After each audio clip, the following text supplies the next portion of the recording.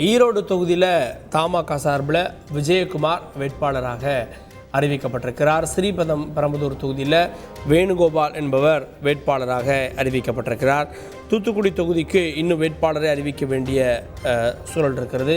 இதே போல நேற்றைய தினம் பாஜக 9 தொகுதிகளுக்கு வேட்பாளர்களை அறிவித்தது. இன்று பாமக 9 தொகுதிகளுக்கு அறிவித்தது. கூட்டணி கட்சிகள் ஒவ்வொருவராக அறிவித்து வருகிறார்கள். அந்த அடிப்படையில் 2 தொகுதிகளுக்கான வேட்பாளர்களை தற்போது தமாக அறிவித்திருக்கிறது. தமிழ் மாநில காங்கிரஸ் அவங்களுக்கு 3 இடம் ஒதுக்கப்பட்டிருக்கிறது. இந்த சூழலில் 2 இடங்களுக்கான வேட்பாளர்களை அறிவித்திருக்கிறார்கள்.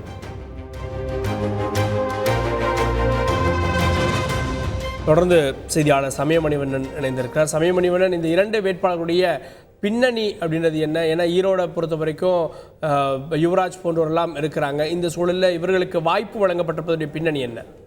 வணக்கம்.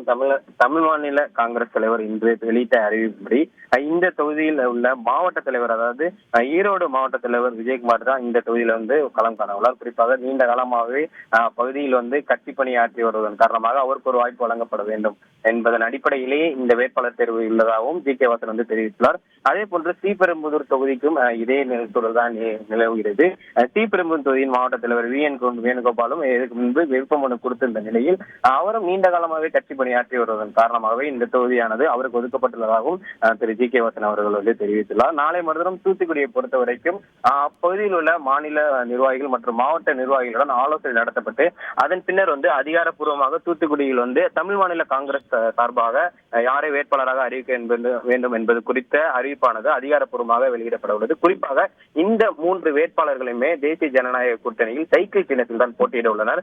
சைக்கிள் சின்னத்திற்காக திரு ஜி கே வாசன் சில மாதங்களுக்கு முன்பு தேர்தல் ஆணையத்திடம் விண்ணப்பித்திருந்த சூழலில் நேற்றைய தினம் அவர்களுக்கு சைக்கிள் சின்னமே ஒதுக்கப்பட்டுள்ளது. அதன் காரணமாக இந்த 3 வேட்பாளர்களும் தமிழ் மாநில காங்கிரஸ் சார்பாக போட்டியிட உள்ள 3 வேட்பாளர்களும் தற்போது அறிவிக்கப்பட்ட 2 வேட்பாளர்கள் மற்றும் தூத்துக்குடியில் அறிவிக்கப்பட உள்ள ஒரு வேட்பாளர்கள் என 3 வேட்பாளர்களுமே சைக்கிள் சின்னத்தில் தான் போட்டியிட உள்ளனர். தொடர்ந்து 3வது வேட்பாளர் யார் தேர்வு செய்யப்பட உள்ளார் என்பது குறித்த தகவல்களையும் நாளை மறுதினம் தெரிவிப்பதாகவும் திரு ஜி கே வாசன் தெரிவித்துள்ளார்.